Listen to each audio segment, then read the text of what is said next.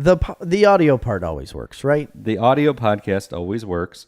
It's the most important part of our business. Business. It's all we care about. It's all about that business, But we do like to do the live streaming because it's fun. And a lot of people only listen through that method. And I hate for them to miss out. And it just said on your phone right here, I'm looking at the screen, it says now live on your YouTube channel. Now live. So it's working. It's working. So yes, just to give you a little brief intro, we're working back on old equipment because our new fancy Rodecaster, Procaster, Procrastinator. Procrastinator. Broke. And so we had to ship it back to Australia, to the land of Bluey. Aussies. To the Aussies. You want to know an interesting fact? Put another fact? shrimp on the barbie. An interesting thing I'm still getting nothing on Facebook. I got it. It's up on mine. It's up. Perfect. Yeah. I heard an interesting fact. Oh, I see it. I heard an interesting fact today. Mm-hmm. American children are watching so much Bluey that they're gaining Australian accents. So that also happened with Peppa Pig. Did it? Oh, that's a terrible show, though. It is, but they started... Even my kids would pronounce strawberry like they did on... Strawberry. It's a strawberry. Like, give me a strawberry. Mommy, can we go on holiday and eat strawberries? That's pretty good. That's what they used to say. Graham had said it, and that's when I was like, you know what? We're done with the old Peppa Pig here. Oi. Oi. Oi. Oi. Mommy. What the hell? There's no British accent I like more than Roy Kent. Roy, yeah. Roy Kent. I can't do it. But Marley he's very good sometimes chants the Roy Kent theme song. I don't even remember the Roy Kent theme song. He's there. He's here. He's there. He's every fucking where. Roy Kent. Roy Kent. Yeah. That is from the TV show Ted Lasso. And if you aren't part of the team, if you haven't been roped, where you been? Where you at? You are missing out on a joy. Just an absolute joy treasure. of life. That is on Apple Plus. Yes, it costs money, but you get a free trial. Watch that show. This is what you do. You get the free trial, and you'll be able to watch. It's in the second season right now. So what I'd say is wait a month. Wait a month. The second season will probably be over by then. And then get the free trial. Watch every episode during your 7 days. Because you will easily be able to partake. Yeah, they're only it's like 8 episodes. They're only half hour each. Yeah. Oh, Dirk's with us. He says you're live. We are live. Thanks, Dirk. Thanks for following. Says my daughter snorted instead of gaining an accent. Like a pig. Like, listen, Craig. You need to. We might need to have an intervention. We need to stop this. There's we don't want rehab facilities. Feral pig children running around in our counties. Okay. And that's what's happening with Peppa Pig. Next, we're gonna have Blue Heeler children. Yeah, that are nipping at heels. But Bluey's not a bad. It's a pretty good show. There's some weird existential things like where they go like into space. Really? Like in their I don't even know. I don't really watch it that closely. So it's like what's that school bus? Magic School Bus. No. Similar. It's like artsy. Like the show. I don't even know. It's like delving into the universe. Yeah, delving into the minds of human beings. Dirk said should have been beans, not strawberries. Oh, Mommy, may I have some beans? Mommy, may I have some Heinz beans? Oi. Oi, fill me up on the beans, Mommy. Official bean of Roy Kent. Give me the fucking beans, Mom. Well, that went off the rails a little bit. So anyway, can you... accents changing because of a TV show. It is weird. That shows you I bet how... that kind of happened with like Crocodile Dundee. All of a sudden everybody was saying... that's not a knife. That's not a knife. This is a knife. This is a knife. Or the size of a tangerine. Yeah, that's... It's just an expression that... No, I know, but that is... what's the guy that was in... He played Alfred. Oh, Michael Caine. Michael Caine. If you ever want to say Michael Caine in a perfect British accent, just say my cocaine. Yeah. Michael Caine. Yeah, pretty good. Some people just want to watch the world burn. Some Chris. people, And one of them, my cocaine. Unbelievable. Speaking of Batman, I heard there's more trauma on the Batman set. This isn't news. Really? Because I don't... physical this trauma? This is more like gossip. Okay. You're a gossiper. No, apparently the director was mad because Robert Pattinson... Did we already talk about this? I don't think so. Robert Pattinson showed up at the set real big. I don't know if he meant fat or... Jacked. No, I don't think he meant jacked. He was all jacked I think he up. meant out of shape. How's that possible? Doesn't make sense, does it? No, it really doesn't. Because the he's a slight man. Slender, if you will. Yeah. Petite for a man. Yeah, I mean, he's borderline. Right? Yeah, it's a bit borderline. He's a twinkly vampire. He is very twinkly. And now he's going to be Batman. Don't look at his eyes. I'm Batman, and I twinkle. Oh, God, twinkly Batman. Gosh, I think that's more terrifying than a dark Batman. Hey, Dirk, since you're with us, let me know if you want that tree. Dirk's getting a tree. Oh. Yeah. Nice. I like trees. Oh, David said, put another shrimp on the barbie. Oh, I already said that. You did? Late to the game. Yeah, as soon as you said... He's always late. Hey, by the way, we never talked about our Snarf dinner. We didn't. No, we never even brought it up. 2 weeks ago, we went over, we talked about it on the air. We even said what the menu was. That's true. Well, first off, he was supposed to come on the show. Mr. Seedentop agreed at the dinner to come on the show, and we could discuss, I don't know, whatever we do discuss. And, of course, the dinner, and he could explain the menu because there was in his way. Inspirations and all and there was hors d'oeuvres. Hors d'oeuvres. No, amuse-bouche. Amuse-bouche. That was the first thing. It was amazing, it was I have really to say. Good. So a little bit of backstory. I had bet David 2 years ago now. No, it was last year. He was right. It was the 2020 season. It was the 2020 season, but it was prior to the season starting. Yeah, it was in the spring. Yeah. I guess it was early 2020. Yeah. And I had bet him that the White Sox would have a better record than the Cubs. I'm a White Sox fan. He's a Cubs fan. Chris is also a Cubs fan and didn't really want to bet against the Cubs. But he did. He was along for the ride. Listen, I will throw any convictions under the bus for a free meal. For food. Yeah, absolutely. And what happened? For free food. So anyways, the White Sox had a 2-game better record, or it might have even been 1 game better record. But the deal was either if I lost, David would have to be a king of Snarf Talk. And if you don't know what that is, I'm going to put it up on the screen. If you go to patreon.com/snarfcomics, you can check out our Patreon. We have exclusive content for Patreon subscribers. You can also get T-shirts, monthly loot crates, boxes, bundle of Snarfs. Bundle of Snarfs that are curated by us personally. I know there's a couple, if you are a bundle of Snarfs person, we're a little behind on them, but what we like to do is queue them up, right? Because it's only so much a month. We got to get But we want to buy more expensive things. Yeah. So we queue up a couple months, and then we send them out quarterly. Yeah. That's what it should be put on there as quarterly. Yeah, right now I think I have it bi-monthly, but we should do it quarterly. Yeah. That makes more sense because we always forget. Anyway, so he was going to be a Snarf King, and at the Snarf King level, you got it's $100 a month. Super premium bundle of Snarf? Yeah, it's everything we offer, you get in that package. Plus, you get basically what amounts to $50 a month in curated not merchandise, but we buy good things. I think we buy good things.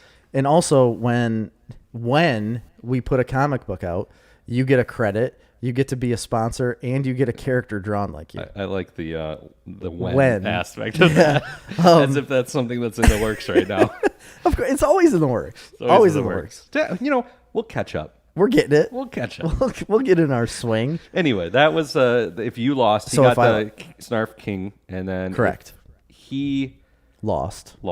He had to make a gourmet multi-course meal, 5-course meal for us and our significant others. Yes, and anybody else, but really just us. So for 6 people, including himself and his wife, he's making this gigantic meal, and he lost, and he He did. He paid up on it. He paid up on the deal. Put together all the stuff. I had a ball. Man, it was a good time. I was really worried. I talked about it on the show because I was having like significant COVID vaccine symptoms the night before. I know. And then I'm like, oh, this is going to ruin it. It's going to ruin it. Yeah. I did. I was completely broke out in hives as an allergic reaction to the vaccine. Yes, you were. David made fun of me and he said I looked like Rickety Cricket on It's Always Sunny. Yes. That's really funny because it's relatively accurate. If you don't know who that is, you got to look him up because it's funny. But yeah, he had hives all over his face. They progressively got better throughout the night. Yeah. They went down. They were really bad around your scar areas. It's weird, isn't it? It is weird. Sensitive skin. The more I think about it, the funnier it is. Oh boy, sorry. So anyway, we went there. We were greeted at the door with flutes of champagne. Yes. And then we had the amuse-bouche, which was some sangria. Or no, was it the local craft beer? No, the sangria was part of that. Paired with lamb meatballs with a Greek. It was like a tzatziki sauce or whatever it's called, made out of like Greek yogurt. That was phenomenal.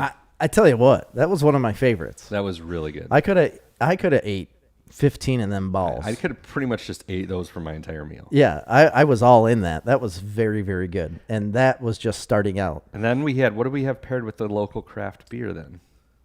Oh, goodness. I think that was the meatballs. No, was it? Yeah, because then the second course we had was what? Oh, boy. Oh, we had the Thai, the poo-poo. Poos. Yeah, poos like pork. It was like a pork not stir fry. No, it was. This is why he needed to come on. Like a barbecue, kind of like a barbecue pulled pork mixed with like in like a Thai dish. Yeah, with pine nuts or peanuts. I think pine nuts were in it too. There was so many things in it, but it was absolutely wonderful. Phenomenal. It was like sweet but good. Yeah, I don't know. There was some. I think he didn't like it that there was crunch to the pork, but I thought set it off. I thought it was great. And it went on from there, and then he made a beef tartare after it. Beef tartare. Right after that, immediately, and there was like some breaks in between. You know, we were drinking, conversating. It was a long meal, like over the course of 5 hours. Yeah, it was long. I mean, this is when you talk about somebody paid up. Yeah, somebody paid up. So the beef tartare, I remember he's making that, in there, and me and Jerry in the kitchen talking with him, and he's always tasting stuff, right? So he tastes it, and he just slams the bowl down, and he looks all pissed off, and me and Jerry are like, what's going on? And he's like, that's the best fucking thing I've ever eaten. He did. No, the first thing he did was, boom. And we're like, what? Best thing I've ever eaten. And I tell you what, it was a slam dunk. It was really good. I mean, when you think about this, a lot of people that don't get to have really like high-end quality food, you would think eating raw beef with a raw egg yolk on top. With a quail egg. Yeah, a raw quail egg on top, you mix it in. Capers, some vinegar, salt, pepper, like garlic, everything else mixed in. Like all mix it together on finely diced beef, raw beef, and it was like prime. It was tenderloin. Tenderloin, yeah. I don't know. When you ate it on its own, ate it with the little toast croquette. I don't know what else you'd call it, like a little piece of toast. It was different when you ate it on the toast than just eating it alone. That's what I pointed out. That was so great because there was three things. There was that, toast points, and then lettuce, the lettuce wrap, basically. So if you ate it alone, it really highlighted the flavor of I thought like the olive oil almost. Yeah, like olive oil and the meat is capers. And the capers. The meat alone is like very neutral. It's like good flavor. Sushi, really. It almost tasted like sushi. It's very similar. So if you ate it alone, you had those flavor profiles that popped. If you ate it on the toast, it tasted like a breakfast dish. It did. It brought was like the a egg breakfast. out and the actual taste flavor of the bread. Mm-hmm. And then if you ate it with the lettuce, it like magnified the taste of lettuce somehow. But everything else, like it all, it was three very distinct flavors out of one dish Yeah. that everybody was Everybody loved it. just. I thought it was probably the best portion. I ate a lot of it. Yes, I ate a lot of it as well. David said the pork salad was crispy pork, green apple, red onion, pineapple, mint, peanuts, and tamarind, and palm sugar dressing. And then the tartare was prime filet, olive oil, quail egg, salt, pepper, caper, and shallots. Yeah. So then So after simple. that, he had the like the meat, all the different kinds of meat, Yes, multiple different kinds of and it meats. was ribs, pork ribs. Were they just regular pork ribs? Yep. like kind of barbecue-y Yeah. pork ribs. I liked those. I brought some home. I kind of chewed on them all week. Mm-hmm. And then my favorite was like a real rare, tender. It was like rare on the inside but crispy on the outside. Lamb, Yeah, that was my favorite. and that as had well. was that with the For the meat. garbanzo bean salad. Yep. And then he had a pork tenderloin, marinated pork tenderloin, I think it was. Yep. With like a watermelon salad, which was interesting. Oh yeah, and I've had that before. It's like watermelon, balsamic. Yeah. Now Now I'm I'm not was in a there. huge watermelon fan. I did like it. I thought it was really good. I Isn't don't it know s- how much I could eat of it, but it was No, and I don't think you need to, but it is so different. Yeah. You don't. It's very expect- different, yes. You don't expect what you are about to taste. mixing those flavors together, mixing the savory with watermelon. Now you're used to mixing savory flavors with fruit, of Yeah. course, but not with watermelon. That's a rare. I mean, and some combination. people might salt watermelon. I don't know a lot of those people, but I'm sure some people do. But this was even beyond that. It was beyond just salting a watermelon. It was made into like an actual salad with multiple different flavors that you just don't expect. And He said I think it's basically tomato basil. Is he talking about the watermelon salad? yeah, I could see that. It does have It is. a bit of a kind of that. because of the balsamic, the basil, Once and then again, the tomatoes, changes the salt. flavor profile of watermelon. Yeah, It's it does. interesting. And then what do we have after that?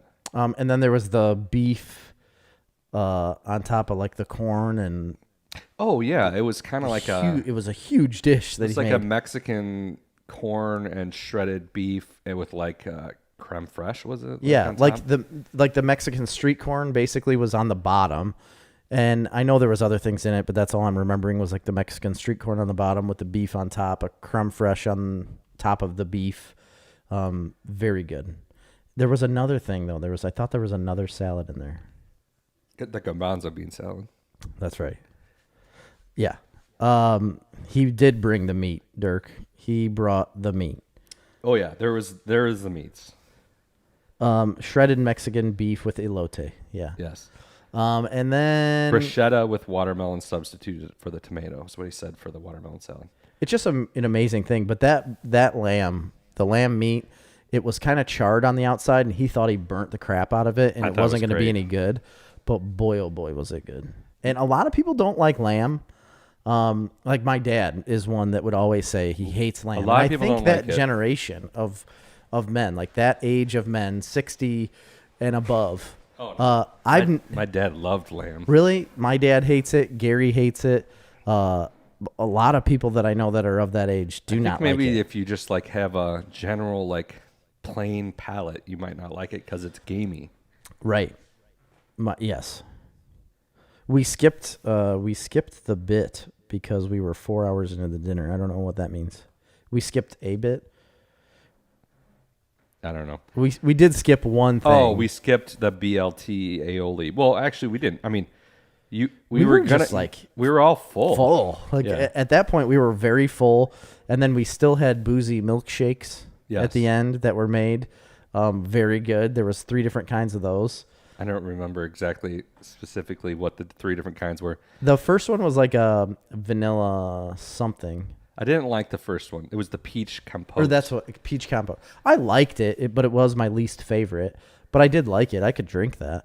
The second one was like the berry blend, Yeah, that was good. which was very good. But then the third one was I thought it was like a mudslide. That but was good. It was awesome. It was very good, and I think I drank the most of that. Ian says most think of lamb as mutton. Mutton. That's what it is. No, mutton is sheep. Well, I mean, lamb, sheep. But like adult sheep, right? A Yeah, I lamb guess. is a baby. Well, I understand, but it's still the same meat. It doesn't taste the same. It's though. just older. Yeah. Yeah, that's true. Lamb is probably one of my favorite meats. Lamb and duck. Gosh, I love duck. Yeah. Duck is so good. Honestly, I would say it would be duck, rabbit, then sheep. Or I mean, lamb. I've only had rabbit like in the context of like stews or Oh, like. no, man. I mean, I've had rabbit, like chunks of rabbit meat, but it's always got like a gravy or some kind of sauce on it. I'm telling you, you cook a whole rabbit and just like encased in tinfoil with like butter, salt, Like a lemon. meat rabbit. Yeah, or wild rabbits. That was going to be a But meat rabbits. a Yeah, band that was name for us. that Meat was- rabbits. That is going to be a band name, and I think it's a good band name. Yeah. Meat rabbit. It's got to be. Wild rabbits are real. I mean, there's no fat on them. No, but they're very good. Yeah. I love all rabbit. But lamb is up there. I made a lamb shank or a lamb leg one time. Actually, David came over and I smoked it. I stuffed it, rolled it, smoked it, and man, was it good. And put it in a stew. And no, I didn't put it in. Ian says voices are deep every week on Facebook. I don't think there's anything we can do about that because we're on our old equipment now, Yeah, I know. and you can't change the bass levels, can you? No, I not don't for have- Facebook Live anyway. We did. I believe Ian. We fixed that problem on our Roadcaster that we sent in for maintenance. Unfortunately, we took off the big bottom Yes, because we already have big enough bottoms. Apparently, we got some big bottoms. Yes. Dirk says, "Eat beef, buy Bitcoin." I mean, listen. Come on. I love beef. I'm a big fan, but Mm-hmm. I just like lamb and duck. I won't even compare. You can't compare duck with a meat like that, right? It's not a red meat. Right. Yeah. It's like it's a bird. It's a greasy bird. Yes, it is very greasy. But duck fat, It's you add basically duck the fat New to York. anything. It's basically the New Yorker of birds. It's just a greasy New York bird. It's a greasy meatball. It's a greasy meatball. Mutton is old sheep. It tastes more sheepy. It was served to soldiers overseas during World War II and ruined the American lamb industry for 2 generations. Who said that? David? I could He see must that have. because they probably were serving like shit subpar sheep meat. Absolutely. Any sheep And- they could get their hand on. Any sheep on the corner, they'd grab it. And Sheep you know are what? the dumbest animal. I hate sheep.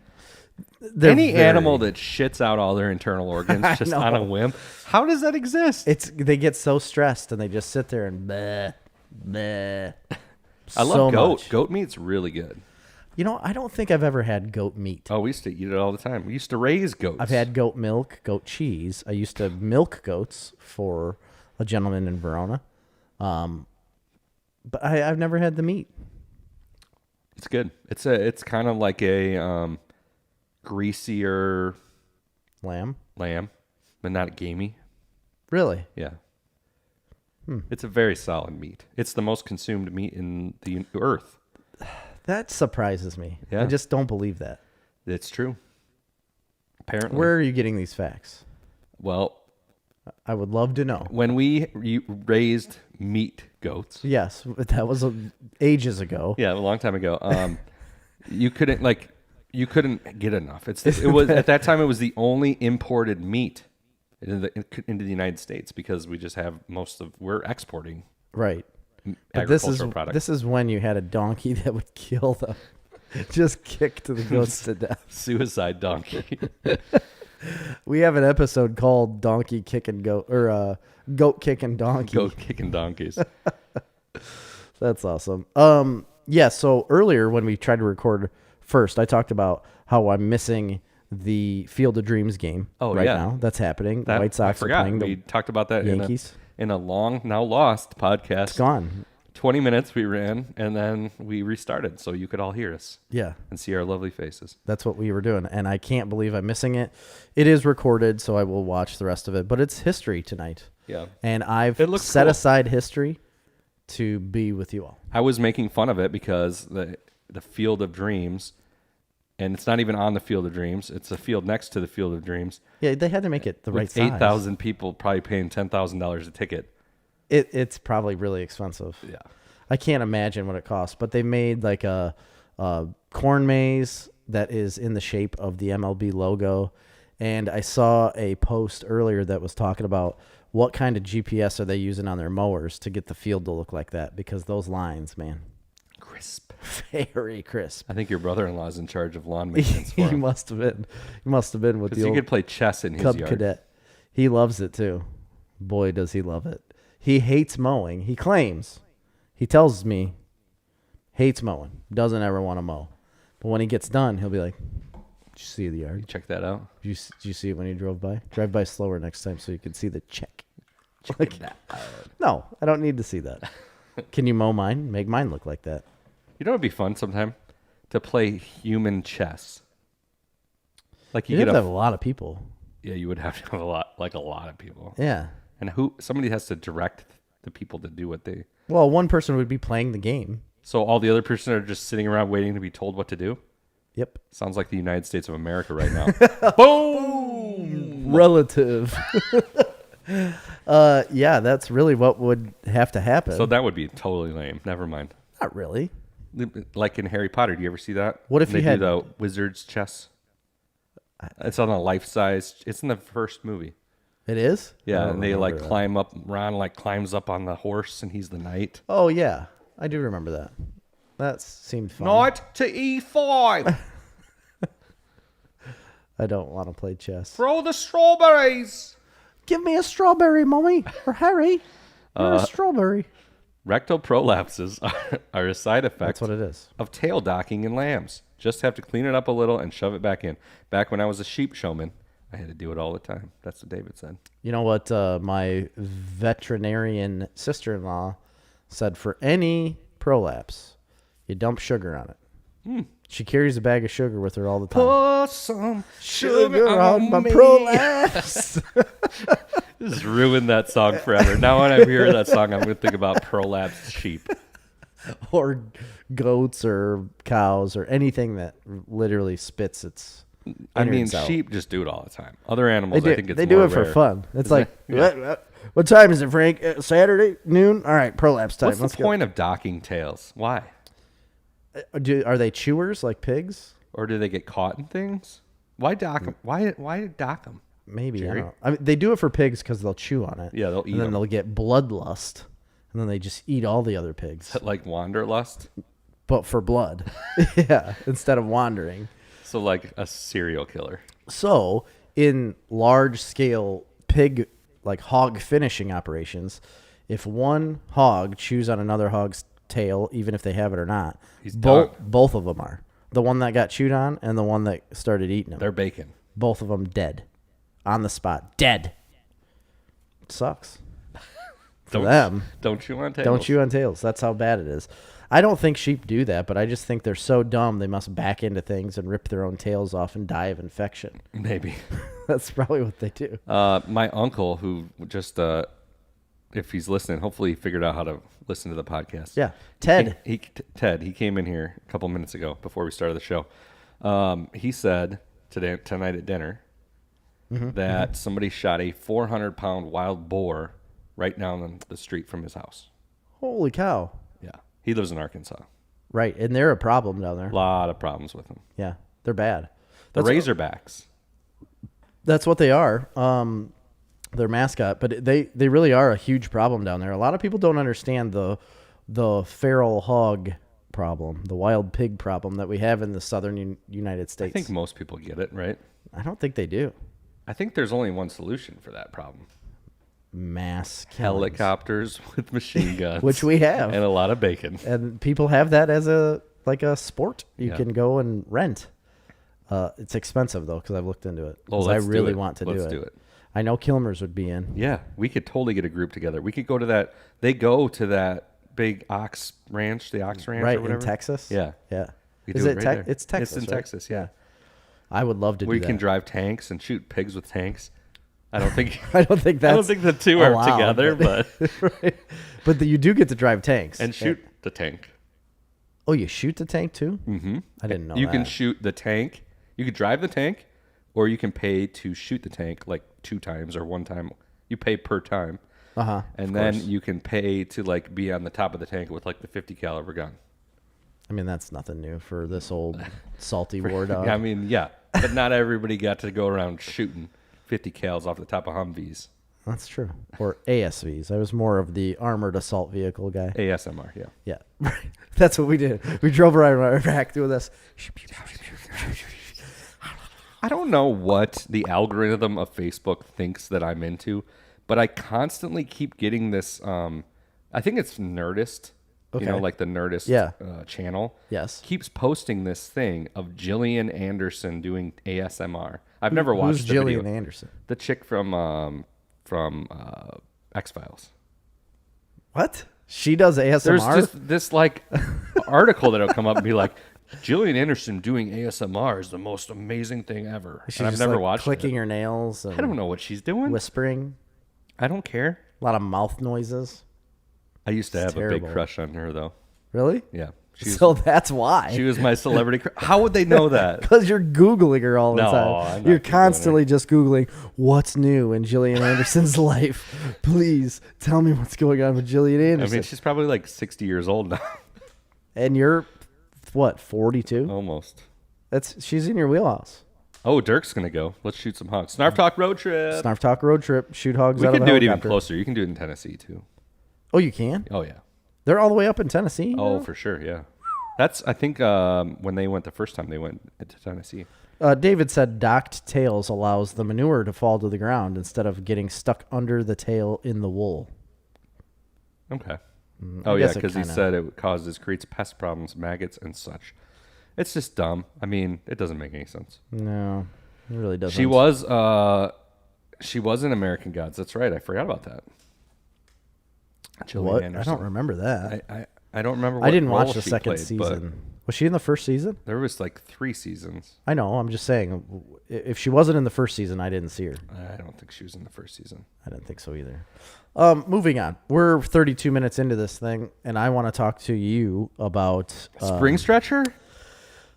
It is a spring stretcher. Here we go, I would Dirk. say it is a spring stretcher. And I told you before the show, or I might have told you, no, it was the last time we were recording prior to this one, that I really feel like these people have to be somewhat insane. The mask people. No, sorry. not the masked people. The vaccine people. No, you fall in this category. Dr. Tony Fauci? Yeah, Dr. Tony Fauci over here, huh? You got the- that get the- greasy meatball. Get the jab or you're going to get the gabagoo. Yeah. Come get the jab, or I'll give you the gabagoo. No, none of those people. But I do think they're a little bit insane because I just don't know why this is a choice you would make during mealtime. Oh. And not all restaurants have this option. Ooh. But some of them give you the option. You can order regular fries or sweet potato fries. Okay. And there are people that order sweet potato fries. A lot of people. That is My really, wife, for example, only orders sweet potato fries. well, she's one of the people I think is insane. Who would order them? I mean- now I've never been a big fan of sweet potatoes, but them as a fry with your dinner, you can't dip them in ketchup. Absolutely What do? you You can. dip them in syrup with your marshmallows. You melt marshmallows into a cup with syrup, and you dip them in those. You tip them in liquid mallow? Yeah. What are you, an Get animal? liquid mallow all over them. Who? I just think that's okay, insane. so and I've tried them multiple times. They're not good. Okay, they're not good. She doesn't like them. She's doing it for a statement. She's doing it to be different, Just so to that spite people. you? No, so the whole. Is this a slight against you? So that the whole restaurant comes around and says, Oh, she's a fancy sweet potato pants. person. Oh, sorry, you need your specific orange root vegetables. Oh, Marley said in ranch. No. The best thing ever. Have That's- you ever tried it in ranch? I won't. I will not. Listen, I'm not a big fan of sweet potatoes. I'll be the first to admit. I've never liked them that much. Good. But I can enjoy a sweet potato fry. They're not bad. Man, They're crispy but a little sweet. They're not bad. I sat across from a man. I would never order them. I sat across from a man that ordered some. I looked at him. Punched like, him right in the that's jugular. I said, that's different. Don't know why you ordered those. And he said, well, they're good. Better than a regular fry. So I grab one. It's like, you know what? I'm going to try them again. Just for you. I'm going to try one just without anything on it. and I'm going to try one dipped in ketchup because that's what he was doing. And I dipped it in ketchup and tried it. Both of them made me so angry I wanted to flip a table. The ranch is a better idea. It would have a good tang with the sweet. Somebody's got to be on Adam board says with me. sweet potato fries are awesome. See, I knew people were going to be against this. Majority of the time, especially when it comes to... See, now Dirk is silent because he wanted you to go full Giamatti, but I can guarantee he enjoys the sweet potato fry. He can't. There's no way you could enjoy a sweet potato fry, Dirk, because I feel like if I'm your so-called Dirk will be spirit like, animal... butter my biscuit. I grow them in my garden, and I fry them all the time. That's fine. And I understand the sweet potatoes as a dish during I don't know why I holiday made seasons. Dirk into like a southern gentleman. Well, he is from the South. Not really, the West. He's from the West. The West will rise again. Western Illinois will rise again. Yeah, no, they're not for me. If you eat them, I think you're lesser of a person. Sorry, Marley. I'm sorry. Love you dearly. I mean, but I feel like anybody your that fry would, choices. I feel like anybody that would order a crinkle cut fry over a curly fry, I want to curl my fist into their face. Yeah, that is insanity. You gotta always order the curly fries. I don't even like crinkle cut fries. I've made that decision one time, and I think it was with you, and you belittled me so much. You? Yes, it was harsh. And then while I was eating them, I realized this was a huge mistake because they are not that good. I mean, they're good. I love any kind of fry that you give me, but man, a good curly fry, holy smokes! So my favorite curly fries are Arby's dipped in horsey sauce. Yes, That's the best. I would agree. Number 2, Hooters. They make a good curly fry. Hooters does make a good curly fry, and I always order them every time I go there. Absolutely amazing. Dirk said it's all about the mallow cinnamon dipping sauce, but he'd never order them. You know, but is this a breakfast food now? Like you have this as a I think he was sweet joking. I don't breakfast think treat? anybody. I don't think there's such thing as a mallow cinnamon dipping sauce. There's gonna be now. I guarantee you, somebody's gonna try it now. If David doesn't put that on his next, I'll eat it. I'll dinner. try it. Maybe he can convince me. But every one I've ever had is just not good. we're gonna have to. If we ever do another Snarf dinner, we're gonna have to pitch in because that must have cost like $500. It had to have. It had to have. But that was the deal, That's man. the deal, man. He actually made the terms of the bet. I just bet him, and he said these are the terms then, and he gave us the terms, and we agreed. That was it. Yep. I mean, nobody's fault but your own. Make a stupid bet like that, David. Next one. Next string stretch. No, this isn't a string stretcher, but Spring stretch. spring stretcher, string scratcher. Oh, hard. And David said, well, first of all, Dirk said, mix the horsey sauce and barbecue. I need pure horsey sauce. Pure horsey sauce. I is use where like 30 packets. Whenever we go through the drive-thru at Arby's, which is rare, Yeah, it is rare. Marley will be ordering because she always drives. Unbelievable. So she orders. Where's the chivalry? And I'm literally screaming over her shoulder as she's talking to the thing. Make sure they get a lot of horsey sauce. Give me more horsey sauce. And I remember one time being in line, and I like leaned over to yell in the speaker, like, I mean a shitload of horsey sauce. Like, put as much as you can in a bag, and when you think that it's a ridiculous amount, double it. Get another bag. That's how much horsey sauce I want. David said Hardee's has a solid curl. Need to dip Arby's curls in Arby's sauce horsey mix. Oh, they were in agreement. Both Dirk and David said that at the same time. Oh, really? Maybe I need to try it. Maybe I don't know what I'm doing. I guess you're going to have to. Anyway, what were you getting at? So this one doesn't have to deal with food anymore, but air conditioning.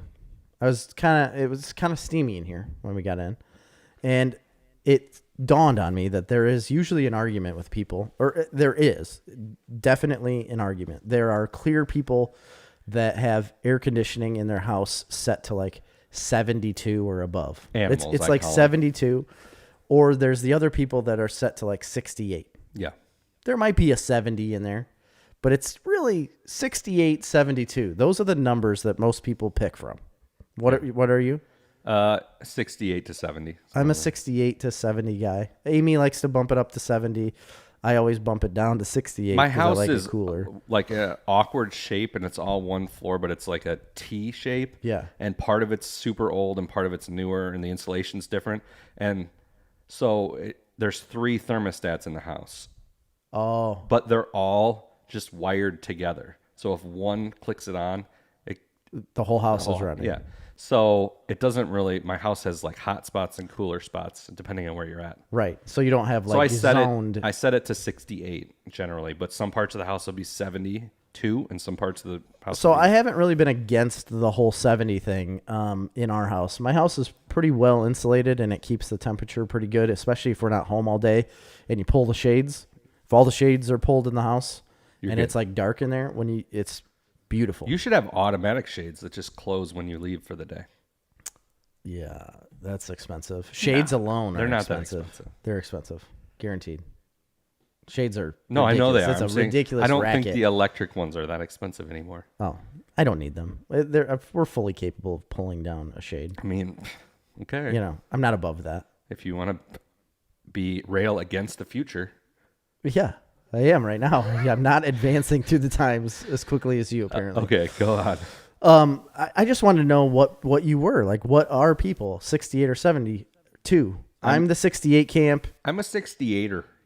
but there are people that are above 70, and I just don't... I'm not all about that. I mean, above 70 is fine, but above 72 It's is just ridiculous. absolutely horrendous. Yeah. I mean, who wants to live in that terrarium? Unfathomable. It's sweaty and gross. I don't think that. Also, did you know in England, like, they don't have air conditioning in houses? But it's cooler there. Well, they still have a summer. I mean, it still gets pretty warm, but Does it? most homes do not have air conditioning. I think they're a lot more temperate, right? So I don't think it gets quite as hot in the summer, and I don't think it gets cold in the winter. I don't think it snows much in Britain. I know that doesn't have anything to do with air conditioning, though. But I just think they're more like an even keel climate. Really?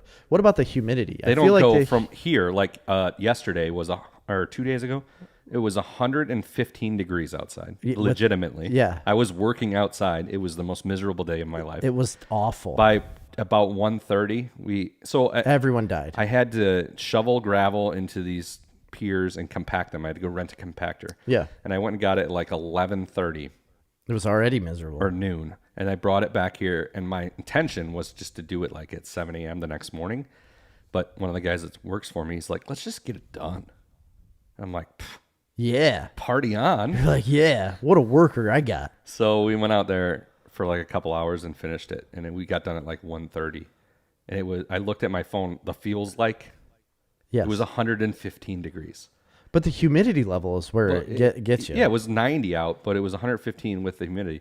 And literally just dripping. Drenched. It was outrageous. I sent everybody home after that. We got done at about 1:30. I'm like, just go home. Everybody. Yeah. It was bad. I don't think, do they get that type of humidity in England? No, I don't think so. It doesn't get real But humid like it does my point in here. bringing that up is then today it was like 68 For a time. for a time after that storm went through. Yes.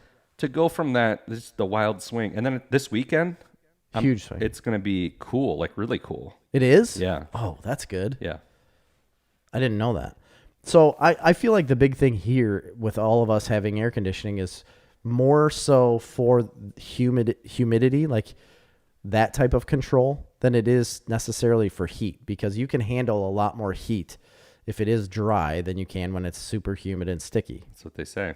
That is what they say, and I think that's why that is. But I do think those Brits are a little cheeky. Foggy. Yeah, foggy in the brain. So it must be humid there because they have a lot of fog in jolly old England. They do in the mornings. Yeah. Real foggy on the streets of London. London. I don't know. I have no idea. In Strasbourg upon Avon. Strasbourg. I think that's what it is. All right. Isn't that where Shakespeare's from? Yeah. Stratton upon Avon. I don't know, but That's what it the is. Globe Theater. You don't go there. You So- get killed by Jack the Ripper. That's where Abraham Lincoln died. Yeah. It's proven. Prove me wrong. Huh? Anybody Internet. here? Yeah. Anybody here going to prove I me think wrong? He died in the Gerald Ford Theater. Gerald. Murderer. All right. Yeah. I got some news. Okay, go for it. Venom, Let There Be Carnage, has once again Canceled. been delayed. What? It was set to open September 24th. It will now premiere on October 15th. Why? I don't know. The delay comes as COVID cases have been skyrocketing in the USA. I don't know if skyrocketing is the right word. The surge has led to a decline in consumer confidence in returning to the movies. According to a recent survey, 67% of moviegoers say they're very or somewhat comfortable visiting their local multiplex, which is a dip of 3% compared to last week, down from 14% 1 month ago. Down 14% from 1 month ago. Yeah. So that's what it's all based off of. Mm-hmm. Interesting. But I am excited about that. I do want to go see that movie in the theaters. As do I. The first Venom was a weird, wild stuff.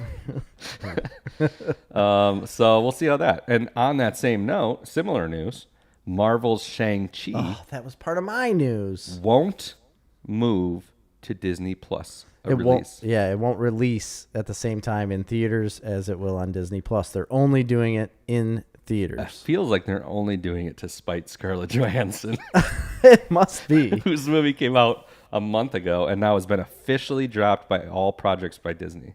That was news too. Oh, I didn't know that. Yep, because she's suing them bitches. Well, and it was because, Rightly so. she was owed something in a contract that they didn't deliver on. Yeah, so they're not making that mistake now. There's a lot of speculation as to why. A lot of people think they're going to use that movie as like their testing ground to see. Test the waters on if people are going to go to the theaters or because not. if they're going to make... Which I think they will. I think they will. I don't think that movie's going to have a huge draw. I'm going to be honest with you. Just I wanna go. because I want to. The first probably Marvel movie ever, Cash came up to me and said, like, I want to go see that movie the day it comes out. Really? Yeah. That's pretty amazing. Yeah. Maybe it's because he's a black belt in Taekwondo. It is probably. Black belt, huh? When did he get that? He got it like 2 years ago. A black belt? He's a black belt, yeah. Isn't there certain levels? And then you There's a just lot of continue? controversy. So a lot of people don't like the fact that they give kids advanced belts. Yeah. But part of that is like getting kids interested in and keeping them progressing, which keeps them in the sport. Right. So he is a black belt, but there are different degrees of black belts, yes. So then you'd go back. You'd like go backwards when you get up to another degree. I have no idea how that works. I don't either. He quit after he got the black belt. Oh, really? Yeah. Oh, he doesn't go anymore? No. Oh, Jet Li doesn't teach him? No. Or what's his name? Master Lee.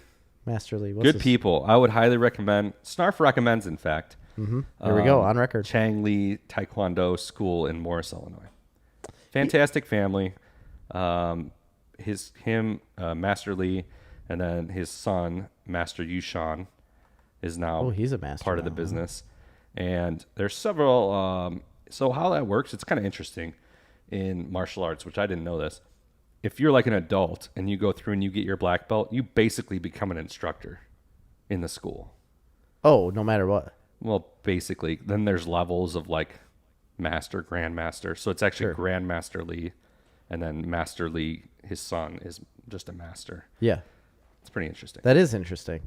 So now, since his son has trained up to that level, now he can... And he's only like 18. Wow. He's incredible, though.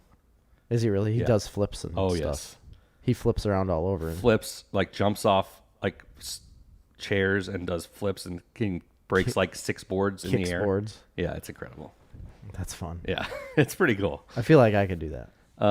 So anyway, I got one more piece of news, but you can go on because we got to get to what we're watching pretty soon. So go ahead. Marvel's What If series started yesterday. It premiered August 11th.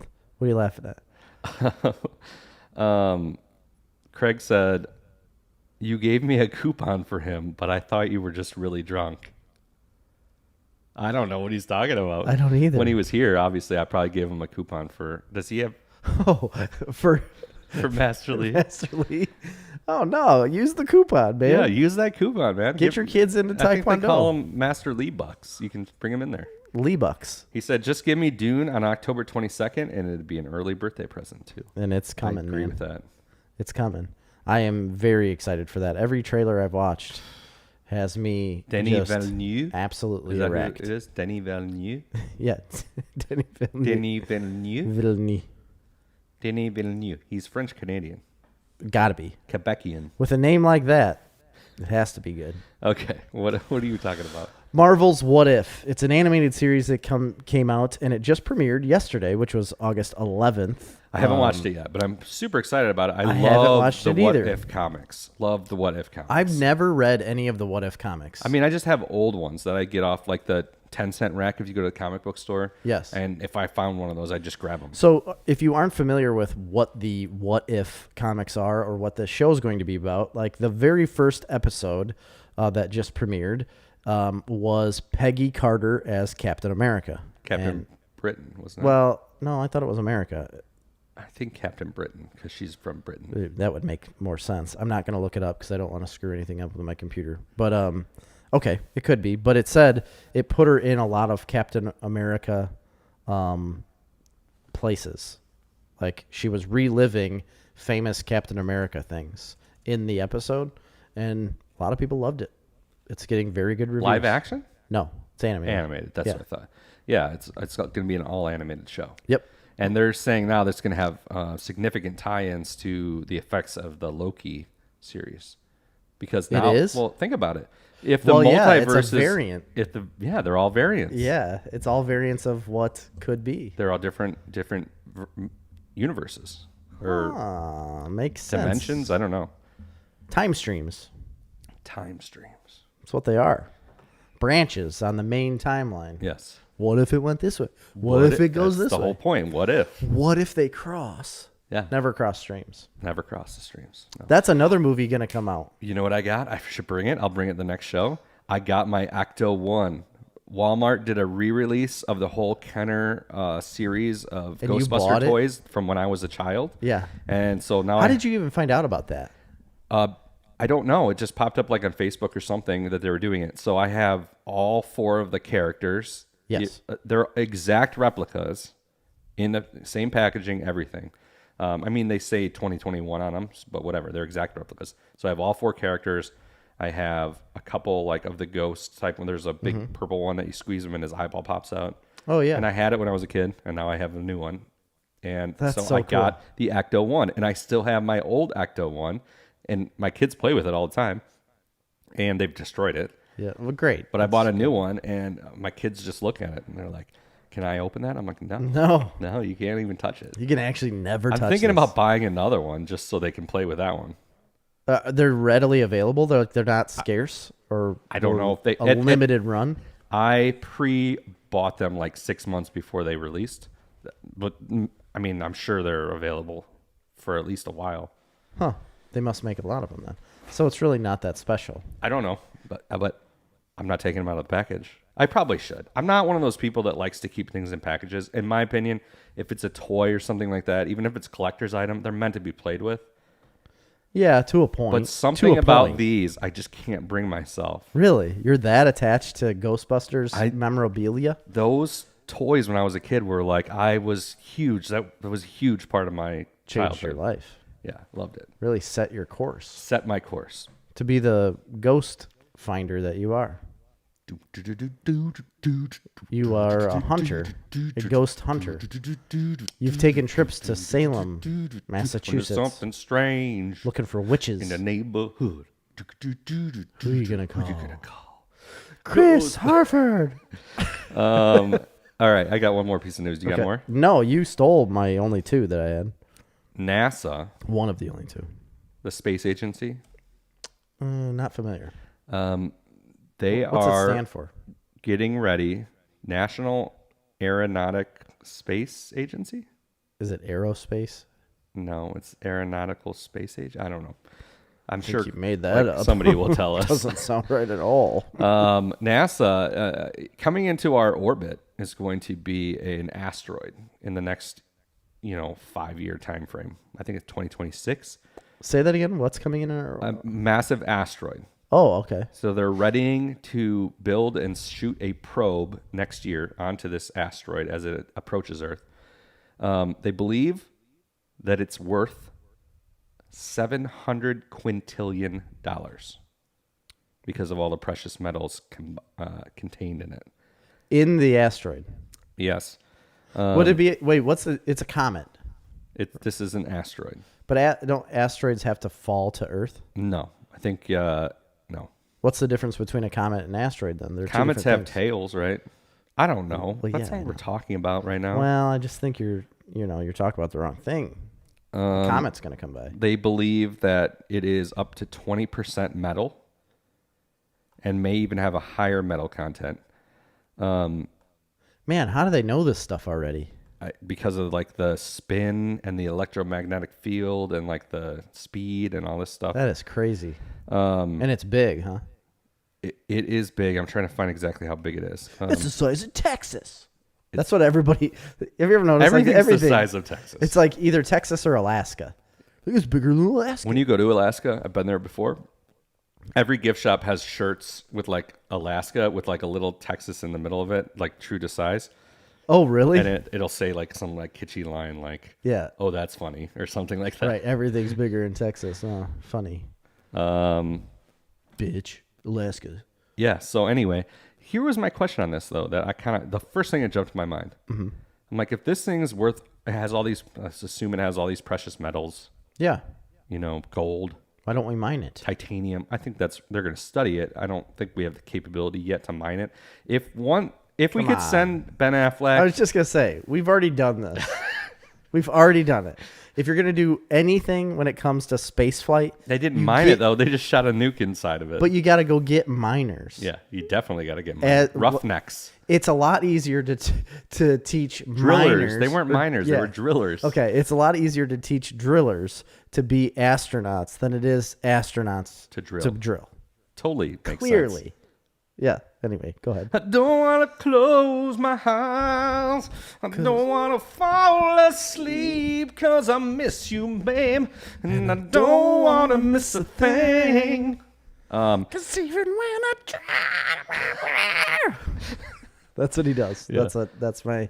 Okay, if this Steven thing's Tyler. supposedly worth $700 quintillion of precious metals, isn't there a thing called supply and demand? If you all of a sudden have all these resources of metal, it's going to drop the price of metal, so it's not worth $700 quintillion anymore. Well, that's true, but maybe There's it's not an just unlimited demand for metals. It's not unlimited. There's got to be a limit. You think there's a limit to the amount of metal we need right now? You think right now? I mean, I don't think that's true. Pandemic think that's aside, true. do you think that there was things that couldn't happen because we just didn't have enough metal? No, that's true.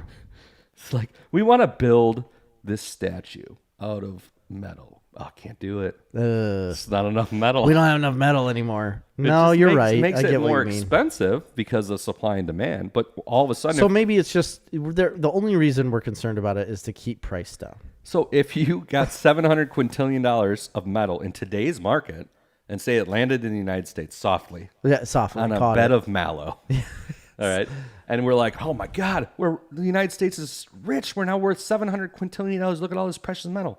Yeah. You got to have people to buy that metal. It's just gonna Oh, people will buy it, but it won't be worth what you're saying it's worth. exactly. Yes. So all of a sudden now it's $1 billion asteroid. I think it'll be still worth more than $1 billion. So let's not get our britches in a bunch. Yeah, I about get it. this asteroid. No, I get it. I didn't. And I'm all in favor of shooting Ben Affleck into space. I am On a too. no return mission. I am too. You know what's really crappy? And it's not that I've been that attracted to J-Lo in my life. Really haven't been. You know, she's fine. She's an attractive woman. She's just Jenny from the block. I know. She really is. Used to have a little. But we haven't, nobody. Ben Affleck has lived a life where he's already dated her once. He's coming around for the second time now. Is he dating her again? I think they're getting together, yeah. Oh. Isn't that weird? Like he's had guess. two tries at J-Lo? 2 trips around the My J-Lo verse. gosh. That's like And then he above. married another Jennifer in the middle. Yeah, and then left her or was dumped, kicked to the curb for an alcohol addiction. Is that what happened? They got Yeah. kids together, right? Yeah, absolutely. Like 3? He became a severe alcoholic, had a lot of problems. Now he's coming back around on the J-Lo train. Like, what world does this man live in? It's just something way different than ours, you know? Marley is attempting to run our show for us. Oh. She said, wait, you're forgetting the announcement of the next Jeopardy host. Who's the next Jeopardy host? You know They've what? already came out with it? Like the permanent Jeopardy host? So they were trying different people out, right? Reading Rainbow dude did it for a while. Yeah. Why can't I think of his name? LeVar Burton. LeVar Burton. And so did, Green Bay quarterback Aaron Rodgers. He did? Yeah. I believe that it's going to be Mike Richards. I heard this before. He's in advanced negotiations to become the permanent host of Jeopardy. Mike Richards. So it's not my man Ken? Michael Richard Kramer from Kramer, Seinfeld. of course, yeah. That's who it is. It's not my man Ken Jennings? It's not Ken Jennings. Nope. It is Mike Richards. I don't know anything about this dude. I know nothing about him He either. previously hosted the series Divided and The Pyramid for Game Show Network. He also served as a host of several reality shows such as High School Reunion and Beauty and the Geek on CW. I don't feel like this man has the credentials He's to the be the next. co-executive producer of The Price is Right. Yeah, that still doesn't get him to the Alex Trebek He's the level. executive producer of Let's Make a Deal on CBS. He's produced more than 4,000 hours of game shows. I still don't think that's enough. He came to Sony as an executive producer for the celebrity edition of Who Wants to Be a Millionaire. Well, no, we're getting there now. Yeah. So he's got a history. I don't know why they didn't pick Ken Jennings, though. That's dumb. I think it's dumb, too. He's my guy. I love Ken. He's the guy. That's who you should have picked. Did she put it in there? Or she said it? The whole... No, I don't She know. never did, huh? Marley, tell me if I'm right. I don't know. I think that's what they said. Michael Richards, Kramer himself. Yeah. Amazing. Kenny Rogers Roaster. I don't know what that is. Kramer. Kenny Rogers Roaster episode. I don't remember that. Kenny Rogers Roasters open across the street, and the neon lights shined into his window all Oh, the time. that's right. Yes, I do remember that. That's funny. Wait, it's him and Big Bang Girl. So there's Mayim Bialik is also the host. There's more than one host. That doesn't make. You can't have two hosts. I think she was one of the ones that tried out, right? She was one of the ones that. She's amazing. She is great. I She's like her a like lot. a real scientist. She's like a microbiologist or something, or a neuroscientist, biology tech industry creator.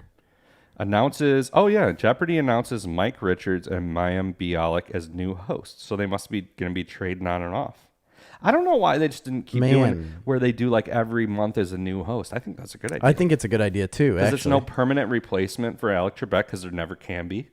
No, you can't permanently replace him. But maybe that's what they're thinking of with the two different hosts, is that you still get the, that little differentiation in how the show is between the two hosts. Ooh, But she will host the new college championship tournament.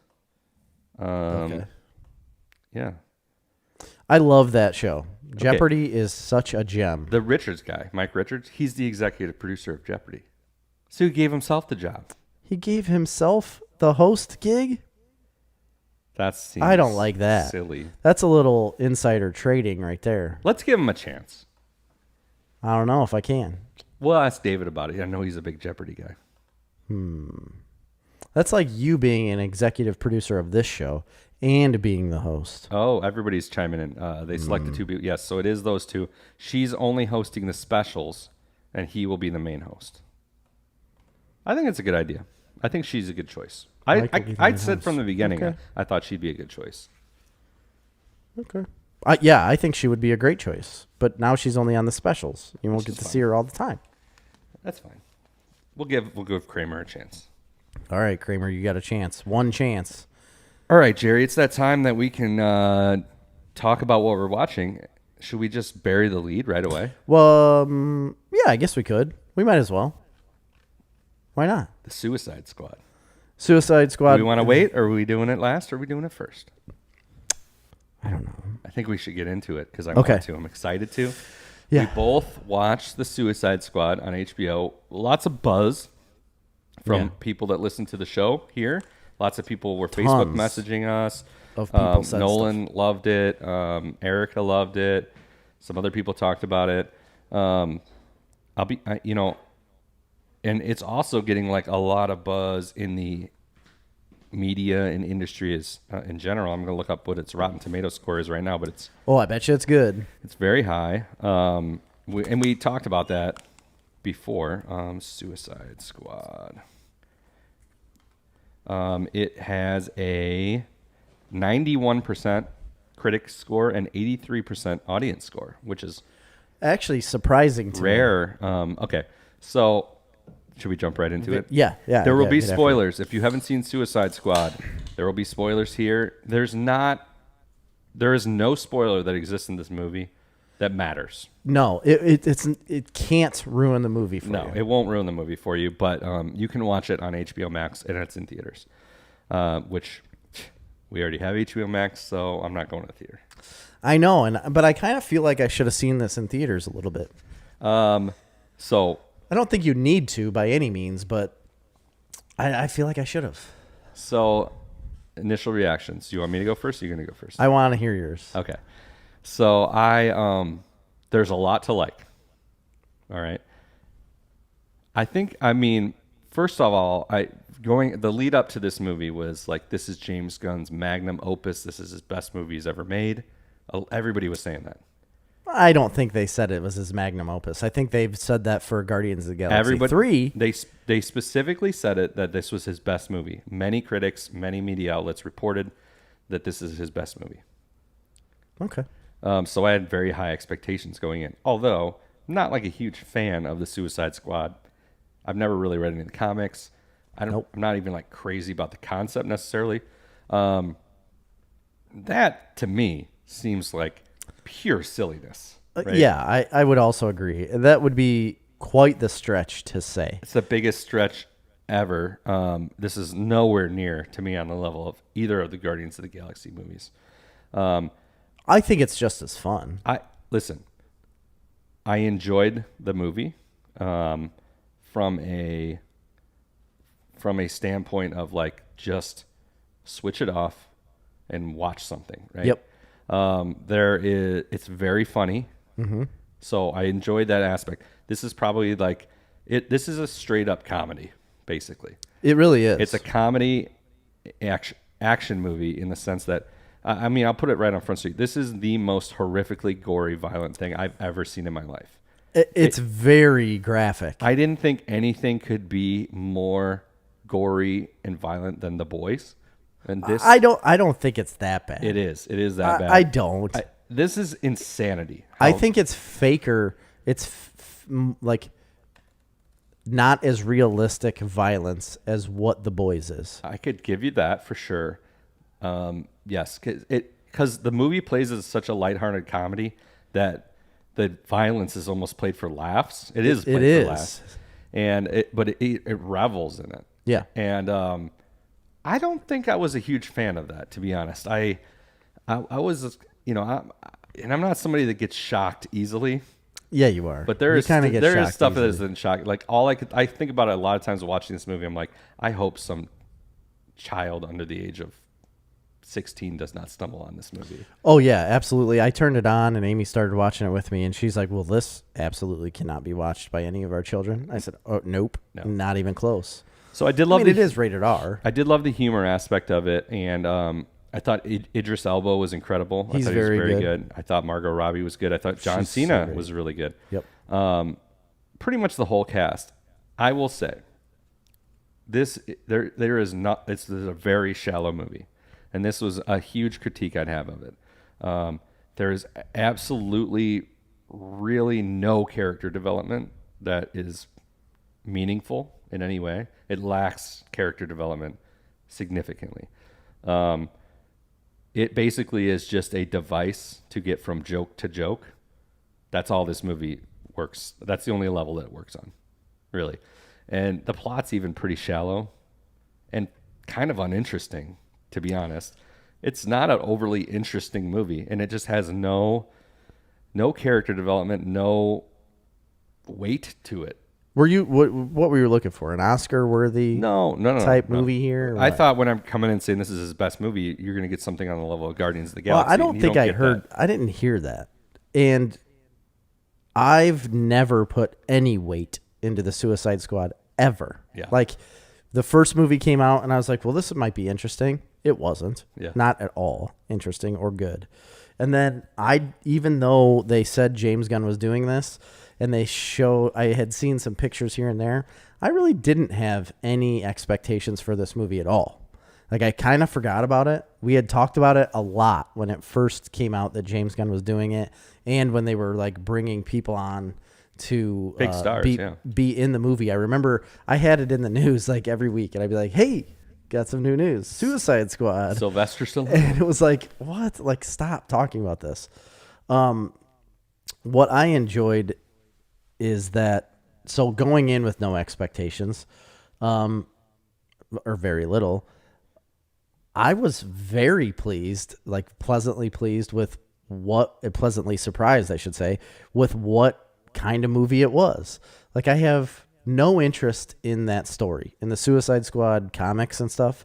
I really have no interest. They've played a pretty big role in the DC universe. For sure, yeah. But I just don't follow it. And like you said, I don't really care for the premise of taking them and just on a suicide mission. It never ends up working that way. You know what I mean? There's always something bigger. So right off the bat, I thought it was neat that they put one squad out right in the beginning. I thought that was as like a decoy, very for the novel and second interesting squad. because I was very interested to see like what Nathan Fillion and Pete Davidson and some of these people were going to bring to the movie. Yes, I think everybody did. Yeah, and then I think everybody immediately killed off. And then they all die. Yeah, right off the bat. And they play that song. And what a weird It's that punk performance song. from Yondu, Michael Rooker. Oh yeah, I know. It Very was a really odd strange performance. I did like how he pulled some people from the Guardians of the Galaxy franchise into A lot of them. You know the one movie. guy that's one of the space pirates? Yeah, He's in this. That's his brother, I think. Is it? I'm pretty sure, yeah. And he was in it as a prisoner. Wasn't like the prisoners that they came through. He was in the jail. Yeah. And then Michael Rooker, obviously, and then was there other people? I'm sure there was. I'm sure there was. But I love the way James Gunn makes movies with the soundtracks. Yeah. And how the soundtracks play into exactly what they're doing. It's like part of what they're doing. You have to have that song with that like scene in order for it to all come together. Because if you just have the scene by itself, it's not the same as having it with the music. As an example, I think the scene where Harley Quinn breaks out of the prison. Yeah, that's what I was going to get into. It's a really great fun The scene. visuals that he does at random times, I think, is also amazing.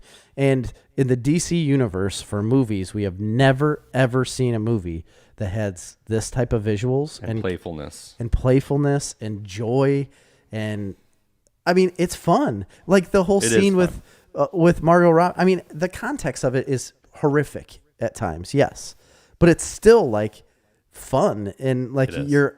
you're having fun watching them just absolutely murder people. And there's some fun twists. I mean, like when she kills the president. yeah, You don't right really see off that the coming. bat. Another great one is like this is literally a great joke that is played over a long period of time, and it's when they take the camp, and then they get to the end of the camp to get Colonel Rick Flag. Yeah. And then they had just killed their entire like backup army. Yeah, so there was like these resistance fighters, and Rick Flag was kidnapped. What you think is like kidnapped by bad guys, but then the Suicide Squad comes in, kills all these guys, open up a tent to save him, and he's like sitting there drinking coffee, playing cards, and they're like, "What are you doing? He's like, what are you guys doing?" And then they start talking, and he's like, "Oh, this is the resistance. They're gonna help us find whatever." And they're like, "Where's all my men?" He's like, I'm didn't not sure. see I anybody, didn't see yeah. anyone out here at all," and they're all dead. That was hilarious. But there are so many scenes that are visually like awesome, and that one hallway scene where she's breaking out, and like it's butterflies and flowers and birds flying out from behind her as she's just whipping this javelin around, killing people. And then afterwards, they're creating, the rest of the Suicide Squad is creating this giant plan to come and rescue her and how they're going to do it and break into this building. And they're getting ready to climb up the building to go in. And she's like, what you doing? Yeah. And they look at her like, what? How'd you get here? She's like, oh, I just broke out. Yeah. Like, we were coming to rescue you. She's like, oh, do you want me to go back in? This is the first time we've seen her as any sort of a formidable character. Yeah, it's very I good. did like that. This is the best use of her in any movie. I also liked like the playfulness of the John Cena and Idris Elba. Yep. Like competing for the. It's as terrible as this sounds, but it's fun to see the creative ways that they come up with to kill people. Yeah, how to kill people. Yeah. It's just an interesting, like the blowguns. The dynamic just killed me. Those are so cool. And but that's their life, right? Like that's what they do, and you just have to, you got to remove it from your brain that you're talking about like them just being murderers. Yeah. It's just, okay, that's what they're doing. The whole giant starfish at the end, unnecessary. Like you really, it's not for me. So that's like built into the plot to say it was like, what do you want to call it? Like, it was like a fake mission. The whole thing, it's a fake mission for them to go stop them from creating this giant starfish. The U.S. and Amanda Waller did not care about any of that. The whole idea was just to go there and get the data off of a card so that nobody could see that the U.S. really was involved with this entire project to begin with. Right. That was the plan. Like, get Peacemaker in there just to get that card so that they can destroy it. Nobody else sees it. Everything's done. That's what they wanted to do. That's the plot and story of this movie. And then you have everything else involved. I kind of liked Amanda Waller being like the insane kind of the villain, version really. and villain of herself. I thought that was really cool. I liked how the whole team of people played along with it as well and then end up being the good guys, whacking her with a golf club and helping out the Suicide Squad to do what they needed to do. I don't know. All in all, it's very fun. Yeah, there's not much to it. It's very shallow. I guess I was just expecting a little more depth or character development. I think there's more character development with Will Smith's character in the first Suicide Squad movie than there is with any character in this movie. I would agree, except for Polka Dot Man. I think you get a little bit of character development with Polka Dot Man, and you get to see him like live, like when they were dancing in that club, and it's like a slow-mo of him actually being able to live. Interesting. Like, without the burden, even though his mom is all around him, he still was like free of the burden of having to worry about anything at that point. I liked that. And that scene was pretty cool. There's stuff to like. Overall, I don't know. I guess I wasn't as blown away as other people. I just, it seemed like something that's flashing in front of my eyes that you're watching that's visually stimulating you. Yeah. But that's about it. Yeah, I just wasn't expecting any more than that, to be honest. Yeah. I never was. I did think, I thought Margot Robbie was great. I thought Idris Elba was fantastic. I hope we see more of him. And even as that character, I loved like the deadpan way he played that character. Yeah. But I also liked that he was not super sympathetic at any point in that movie. Like he didn't want to be there. You want him to be the good guy. They want you to want him to be the good guy, but they never allow it to happen. No. I mean, at the end, obviously, he's redeemed and he becomes the good guy in a sense, but he's not a good guy. Right. And I thought that was cool. I loved the special effects of his character. Everything about that character I thought was really cool. Just the weapons he had, all of that stuff. I thought it was really interesting. The John Cena character, and we're going to see more of that, obviously, because in the post-credit scene, there's some stuff on that. Yeah, and they've already said that there's going to be a Peacemaker show. I don't know that I need that. I didn't find that character to be worthy of needing more of that character.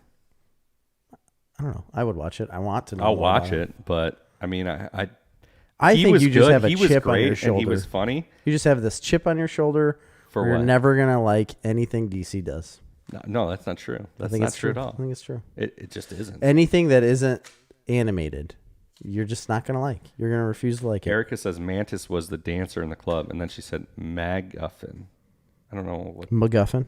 Oh, MacGuffin. Okay. The MacGuffin. Yes. Yeah. Mantis was the dancer in the club. Huh. So what was the MacGuffin? Well, the MacGuffin is the starfish, really. No. Yeah, it is. A MacGuffin is like a magical plot device that you just like come across that allows the story to move forward. So like in I Star thought it Wars was like- Rise of Skywalker, the MacGuffin is, you know, like the knife that they find that they just like randomly find that all of a sudden unlocks the. I thought a MacGuffin was part of a storyline where you believe it to be the main storyline, but there's actually one underneath that's the true one. That's not the MacGuffin. A MacGuffin is a conveniently placed plot device that exists just to move the story forward. Oh, I don't know what she's talking about. But I don't know what that is specifically. In that movie, I don't know. I don't know because there isn't much plot. No, I mean there really isn't. It's much to it. basically It's like just set fun. them on an island, storm the place. That's it. Yeah. You know what I mean?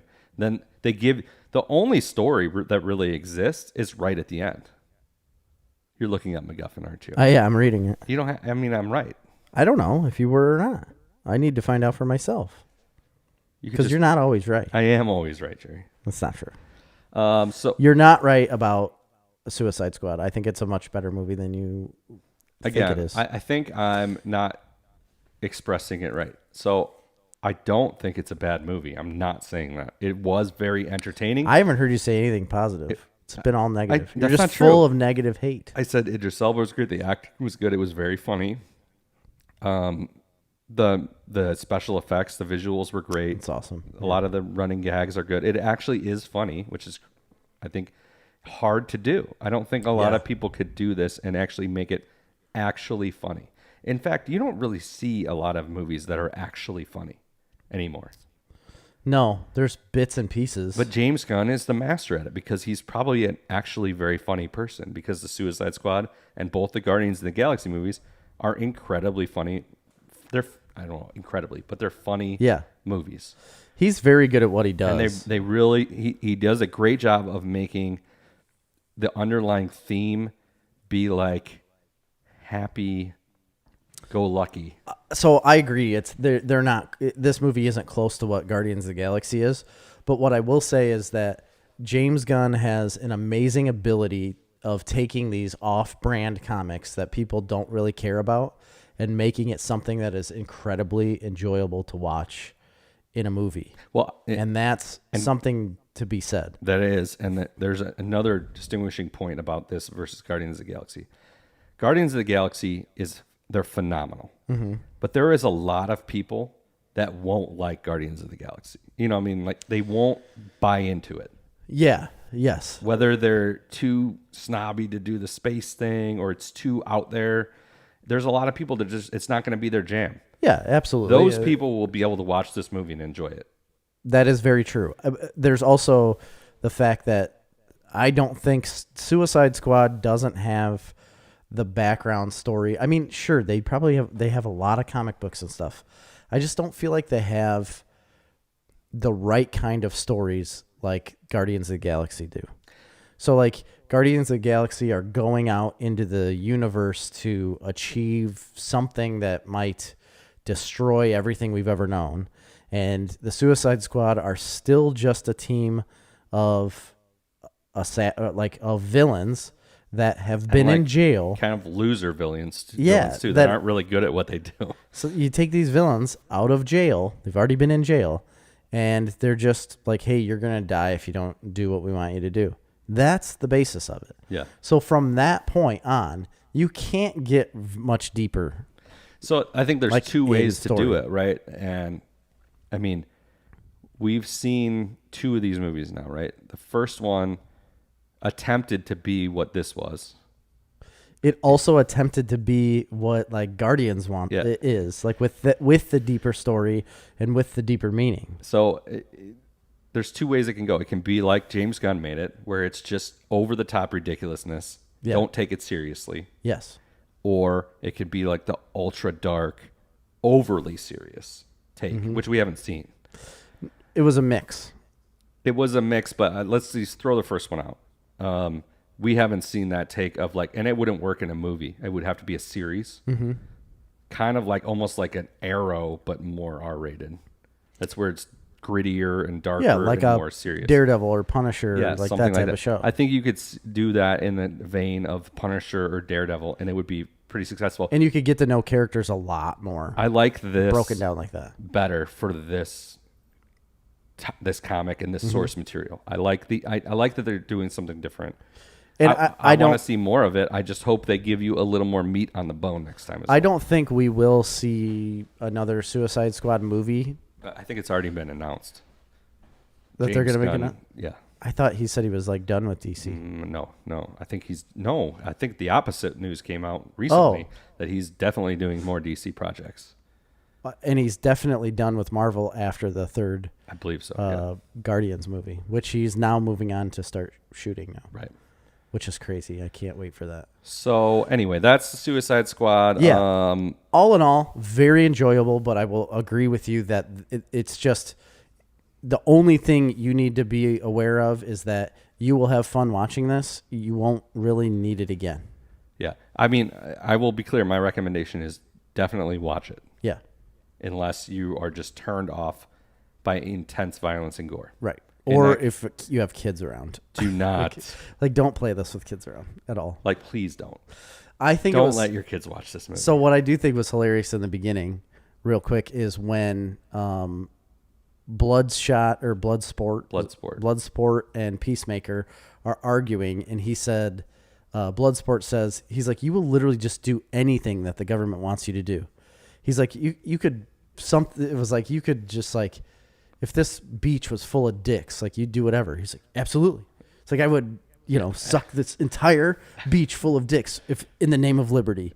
And they did that on purpose to tell you, like, this is how extreme this man's going to go just listening to the government. So there, it tells you, like, this man's going to do anything he needs to do if the government tells him to do it.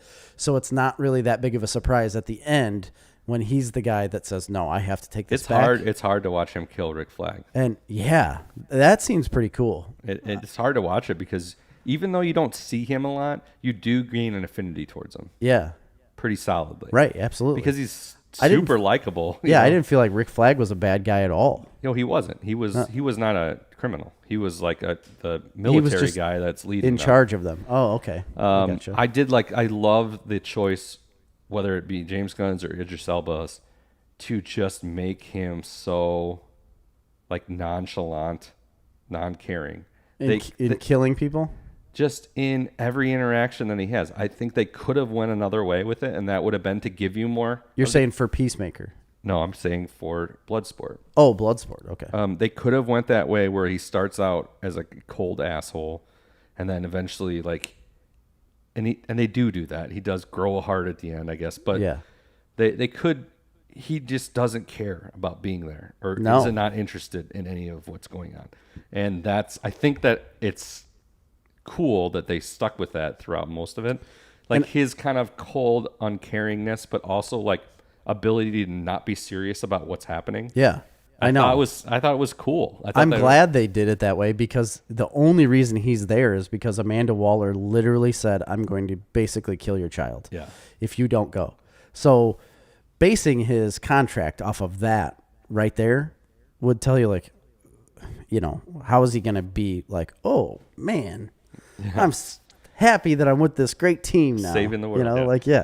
You're never going to be that way. So I agree. I'm glad that they went that route, and I'm glad they stuck through it, because that is the way he should be acting. I didn't get the weasel thing. I didn't find it humorous. That was funny. I did. Did anyone check if the weasel could swim? Well, okay. You didn't think that was funny? Yes, that was really funny. And then when he ran away at the end, I think it's absolutely hilarious. Amy was in the same boat as you, where she's like, what? Why is this a thing? No idea. I've never even heard of it. I mean, it's really funny when Nathan Fillion stands up and they're like, TDK, the detachable kid, I think is what it stands for. The detachable kid. And he's like, oh, like he's going to do something awesome. Then his arms just come off. And he just starts slapping people. Like not even hard. It's just like annoying.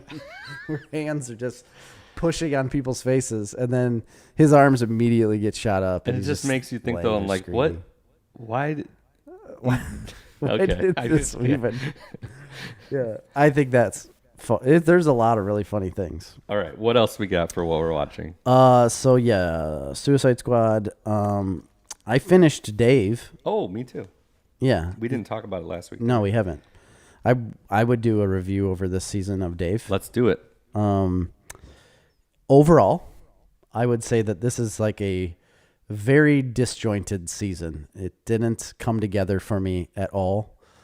There was one episode, let's see. The one, I wrote it down. I said the one episode I loved was called Ad Man. And it was like the number 7 episode where it was back when he was in like this sales company working with that one girl, the Asian girl that works with him now. Yeah. All the time. And that seemed like a pure depiction of like his life beforehand. And it wasn't this, I don't know. I felt like every episode other than this one was like, had this haze over it. Like it didn't seem serious enough, and it definitely was not funny enough for every episode. There was just like something weighing it down that didn't make it very good for me. And you're just always wanting it to go a different direction every single scene.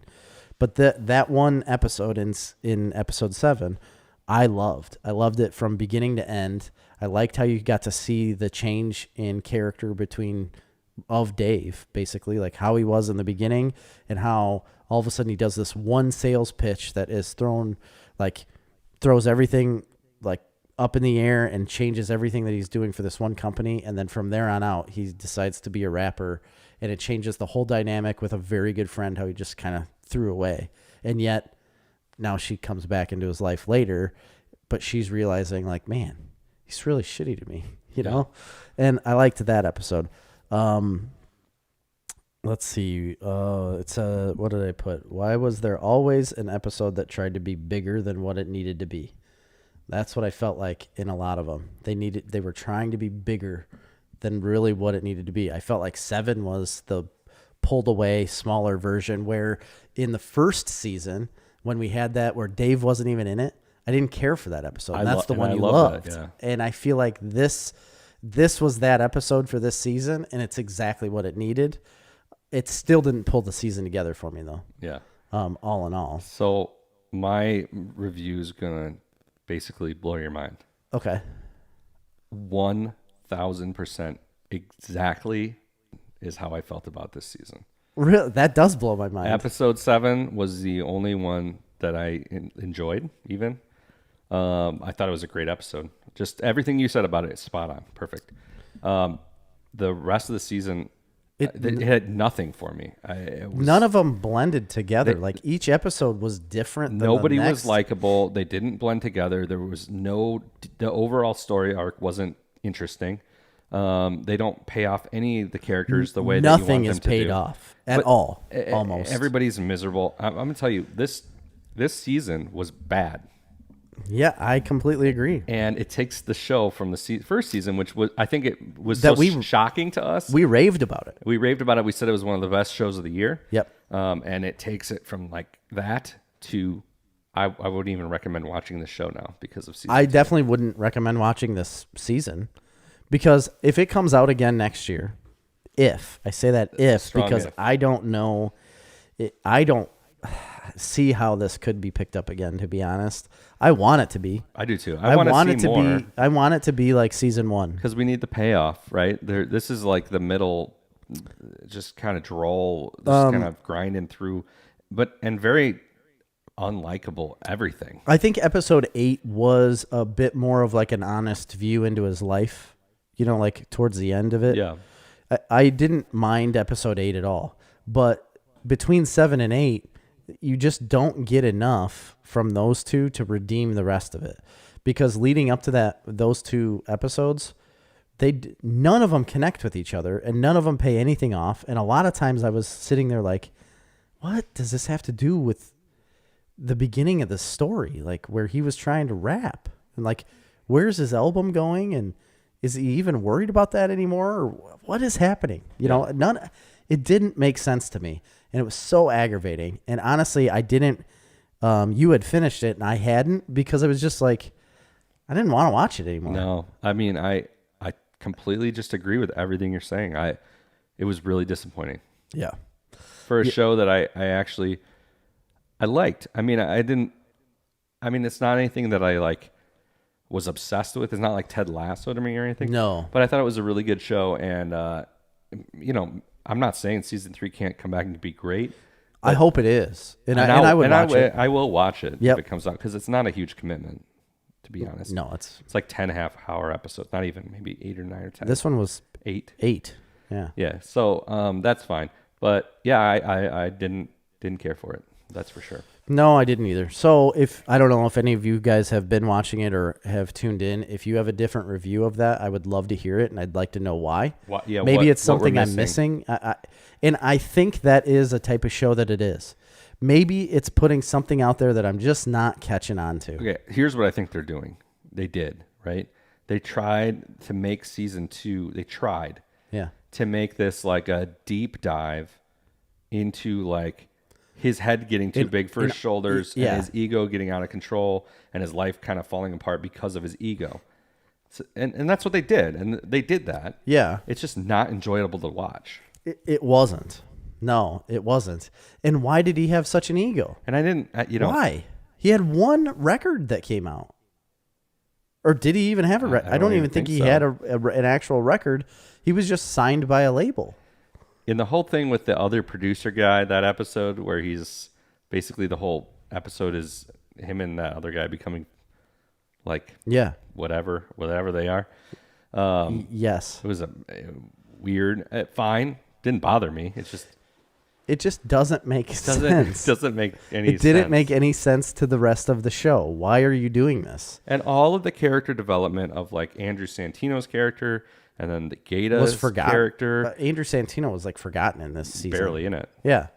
He really was. I'm surprised that he would agree to something like that. Like, I feel like he's relatively close to Dave Bird and Gata and them. I think they all hang out, and are friends in real life. Oh, I didn't know that. Oh, yeah, because he's been on, Andrew Santino has a podcast called Whiskey Ginger.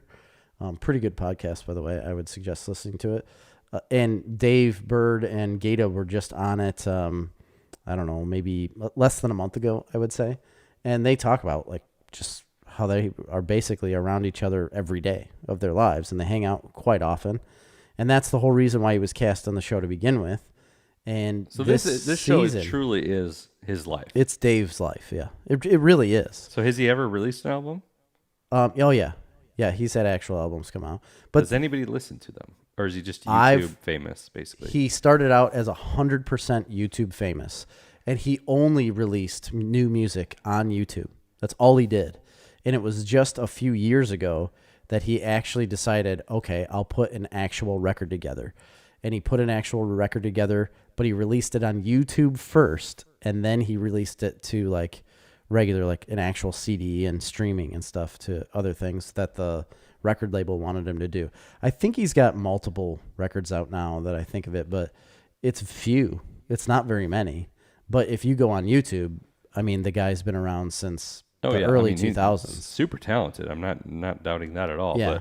But no, season 2 didn't do it for me. I was disappointed. Hopefully, maybe it'll come back. What blows me away more than anything in his show, and I'm not a big rap guy. I don't really like rap at all. But it is impressive when somebody can do it really, really well. Oh, yeah. And I also am interested in the fact, like, the existence of that as a subculture. I know. It's interesting. It's very interesting. Similar to, like, the comic book subculture. It really is. But the immediate creation of a rap, a verse, like a whole song, whatever you want to call it. I don't know what they call that, like freestyle rapping. But he was on Sway in the morning. You know Sway? Yeah. From MTV back in the day. MTV News, he did a lot. But he has his own XM channel, and he has like a regular radio show every day. And Dave was on that, and he did a bunch of freestyle rapping on there. And it is some of the most enjoyable stuff I've ever seen. He does such a good job, and he just freestyle raps. And it's the way Dave does it, just like in the show, where it's kind of, satirical and funny, but it's still very good. Yeah. And I don't know how your brain can process that so quickly. Yeah. I mean, I can't even think of people's names that I know very well on this show. I can barely process words right now as I'm speaking. I don't have any problem with me. I'm not inebriated. I just cannot make my brain work that fast. And I think it's really cool that he can do that. But his TV show this year, terrible. I agree. All right. On the one I've been watching like nonstop, like binging, becoming a problem. And purging. And just binge and purge. All of it. Oh, you got to stay away from the purge part. You can binge. You're going to hate this. I'm going to tell you right off the bat. I mentioned it last week, but I never watched season 9 and 10 of The Walking Dead. I gave it up after Rick died, which was right at the beginning of season 9. Rightfully so. Rick died. Spoilers. Even though it was like 4 years ago.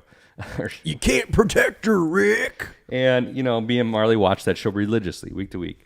And we all know what The Walking Dead is. It has great moments, and it has extremely boring moments, and it's all of the above. But after Rick died, they jumped forward in time like 6 years. And so you got new characters. It's just different. Everything was... Oh, wait, they jumped forward in time? 6 years, yeah. I didn't know that. Yeah. Or maybe it was more than that even. And so it's like a whole different world, right? And so I'm like... A whole new world. Don't you dare close your eyes. Zombies everywhere you turn. That's pretty good. They're gonna eat your brains and something else. See, I can't think of words. Okay. So, season 9. Now you've got me all discombobulated. So, anyway, I wasn't expecting much out of this. I know season 11's coming out. It's the last season. That's why I wanted to get caught up on it. Mm-hmm. And I've really been enjoying it. I actually think season 9 and 10 are some of the better seasons that I've seen of this show. And I actually didn't mind the time skip forward. I don't mind the new characters. Actually grow to quite like them. Basically, Daryl becomes the main character of the show. Yeah, I knew that was the thing. Like, he was the main guy now. Well, and Michonne. Okay. It's like Daryl. She's still in it. Oh, yeah. So it's like the main characters are like Daryl, Michonne. And there's new characters that are very, very much in it. Like Dan Fogel. Dan Fogelberg? Yeah. Is that his name? I don't know. We saw him once. You said this last week, and I don't remember seeing him. Anyway, but the main ones are, and even in season 10, I think Michonne's in it a lot less. So I'm guessing contract-wise, she was doing other stuff. Probably. She was in Black Panther and some other. She's gotten pretty big. She's phenomenal. Yeah. And where did she come back in another show? I don't know. But just recently, wasn't it? She's like gonna be in a lot of Marvel going forward. Yeah, I do believe so. Yes. I mean, she was in Falcon and the Winter Soldier, wasn't she? That's what it was. Yes, Falcon and the Winter Soldier. That's what I bet you she was. Well, no, that's relatively recent. Anyway, whatever. Yes. Go ahead. So the main villains here in season 9 and 10 are the Whisperers, which if you read the comic, ASMRs. They are basically a group of people that skin walkers' faces off and wear them as masks so they can walk around with the walkers. And it works? Oh, yeah, it works. And then they use that ability to use the walkers as like weapons because they can herd them. What? They can like lead them around and herd them, and they can amass them in like like if there's a canyon, they can amass them as a horde, and then they can direct and release like a horde of zombies as their like nuclear option. That's pretty cool. So it is pretty interesting. I'm not a huge fan of the main Alpha, is the main villain, Alpha. And who plays? I don't know who she is, but Oh. It's Alpha and Beta are like the leaders. Of course. And Alpha is creepy, like just creepy woman. I mean, they're creepy. They they gotta be. And Beta is like this gigantic, like Frankenstein, basically like maybe mentally ill man. That's like her lackey, who's just like a brute. Really? A brute.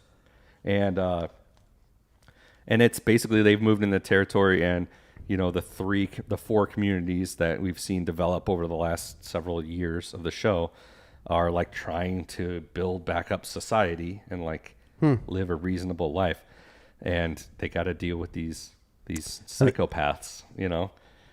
That sounds pretty neat. I do like the What are they called? Whisperers? The Whisperers. And So I do like that Negan's idea. a major character now going forward since Is in he like season 9 and friendly?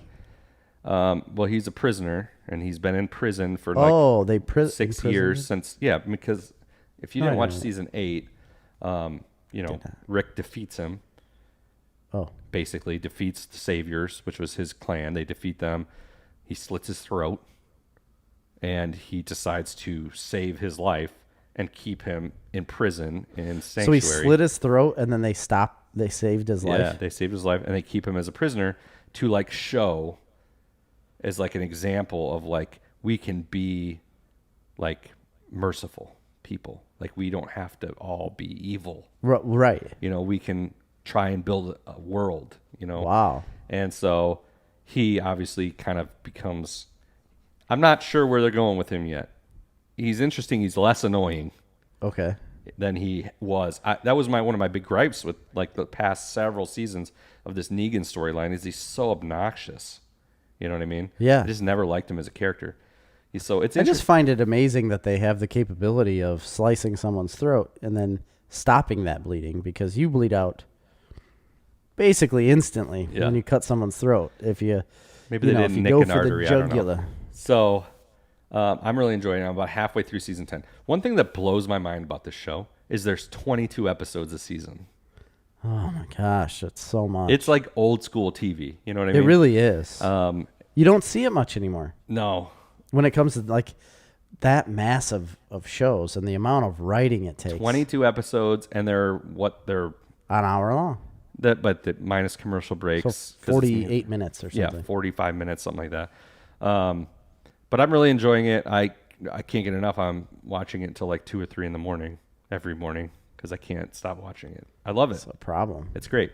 And I'm getting towards the end now, and it's kind of annoying to me now that I'm going to go into season 11 and have to watch it week to week because you know It's how like they go. it's like a melancholy feeling where Yes. you're like, I want this so bad, but it's just so sad. Because The Walking Dead's always done fall and then spring. Yeah. So there's like 11 episodes, and then And you then a gotta break. wait like 4 months. Yeah, big break. So It's amazing. You only had 2 seasons to catch up on? yeah, we watched the first 8 and then into the 9th. Oh. We watched it pretty religiously. So are you watching this with Marley? No. She didn't want any part of it. She She just can't stay up as late, and you've just blown through it. She hates that I watch it super You late at night railroaded because her. she hates like the creepy noises and all that. Right. It's I forgot also how like violent and gory that show is. Very much so. And this 10th season is very creepy. Like it's got a stronger horror vibe than it has it before. showed before. I mean, The Walking Dead for the many seasons after the first 2 or 3 became like a human drama, right? Oh, that's all it was, really. I mean, it was humans existing with walkers, but they were just so protected by them at this point. They were just like background. Yeah, besides some things, but the main bad guys weren't the walkers. It was always other people. And that's still the same, but the idea of weaponizing them is interesting. That's insane to me. I think that's really cool. Yeah. I just don't understand how just putting their skin over your skin. Well, they've Like, done can't that. they smell you? Didn't you? Okay. So earlier in the seasons, like early on, they found that if they drenched themselves in like the guts, they could walk. They I don't wouldn't- remember it. If they drenched themselves with like the intestines and the blood from the zombies, they wouldn't notice them. And you're not poisoned by that? I guess not. Well, everybody already has the virus, right? That's the whole point of the show. Everybody's already infected. It just doesn't manifest till you die. Oh. I guess I didn't know that. That's like a huge reveal, I think, of the first season of The Walking Dead. No. Yes, first or second season. They find out. They go to the CDC in Georgia, Atlanta. Oh, that's right. I do and remember they find that. out. They're like, oh, we already all have it. We have the virus. Everybody has it. Everybody's infected, and it just doesn't manifest until you die. Well, damn. Yeah. That's a hell of a drug. So, like, anybody that dies in the Walking Dead universe will come back as a zombie. Yeah. Everybody. Unless you cut their head off. Well, even if you cut their head off, you got to destroy their brain. Well, yeah. Because they So cut their as soon heads as- off, and their heads just later like, Yeah. So really all you have to do is just smash their head. yeah, smash their head. So as soon as you die, smash their head and you're good. I do like seeing like some of the characters now in the future that like in the last 7 and 8 seasons were I don't know, I want to say kind of on the wimpier side. But now I've grown. And now into they've grown into like real leaders and real badasses. Yeah. So that's fun to watch. Like Eugene. Levy? Yeah, Eugene Levy was. Wow. No, he was kind of a wimpy character, and then now he's kind of become a badass. Aaron's the same way. So I'm enjoying it a lot. Sorkin? Yeah, Aaron Sorkin, famous screenwriter, cocaine addict. Terrible cocaine addict. So Walking Dead, I do still recommend the show. That's amazing. I didn't know you would be that. I didn't think you'd really enjoy it that much going forward. I didn't know there was a time jump either, but Yeah, I don't really care about it. it's good, man.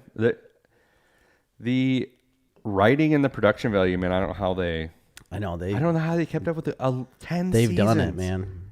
They've paid the big bucks to the big writers. Yeah, for sure. That's what I they've thought done. about that the other day. I was sitting around thinking about it. I'm like, they must get the best writers in Hollywood. Well, and they've probably kept a lot of the same writers able to do that, because if you're in that world so much, it just becomes like second nature for them to write. Well, and a lot of it's loosely based off the comic. Let's be fair. Well, But right, absolutely. loosely. So you have a lot of story there that you can work off of. And Robert Kirkman's pretty involved, I think. I But don't think he was much after the whole suit. maybe not. I think it's interesting. I don't know. I mean, there's definitely some rough seasons in the middle there that were pretty uninteresting. Yeah. Like nothing would happen for a whole episode, and then you'd be pissed, and then Multiple nothing would happen for the episodes. next Yeah. episode. And they would. That's when I got lost. That's why I got lost on him, and it seemed like every episode was the same thing. Absolutely. And then the next season would come out and it'd be the same thing. It's and like, super valid criticism. I really don't. Can't I argue didn't that. want to see that. I I didn't think- want to stick it through. 9 and 10 are more fast paced, and they're chewing through more story, and the story, at least from my perspective, is a little more interesting. And I've really lost any inclination to watch horror, anything horror, even remotely horror. And that's kind of why I was in it to begin with. I was into the whole zombie shtick for quite a while, but then once I got annoyed by the show, and the older I've gotten, it's just like, man, it's really nothing I need in that genre of show anymore. Just doesn't do it for me. But you know what does? I'd revisit it. Go do 9 and 10 because you don't really. But I won't know anything that You don't really need to because it's time jump, right? Yeah. All right. But you know what I do enjoy? What? Batman. Ooh, the long Halloween. Do we have time for this review? We've got a short amount of time. I don't want to talk about all of it anyways because you haven't seen the whole movie. Right. I didn't see part 2. There's 2 parts. So part 1 and part 2. Part 1 came out, I believe, beginning of June, or middle of June sometime, maybe June 22nd, I think. So end of June. And then the last one, part 2, came out July 27th. So just a couple weeks ago, that one was released, and I didn't start watching them until after July 27th. So I rented both movies right off the bat and watched the first one. I watched the first one and then realized, like, oh, they're doing 2 parts. I didn't pay attention to that. Yeah. And then went and searched for the next one to see when it came out, and it was like available to me already. So I watched it a couple days later, and I will say that I like Jensen Ackles as Batman. Yeah, absolutely. A lot. I think he did a really good job. I liked Josh Duhamel as Harvey Dent. I think he did a really good job. And I love, what's his name? Troy Baker as the Joker. That's like flawless acting right there. Yeah. I think they did phenomenal. I believe that they stuck to the comic book pretty well. Boy, they did, didn't they?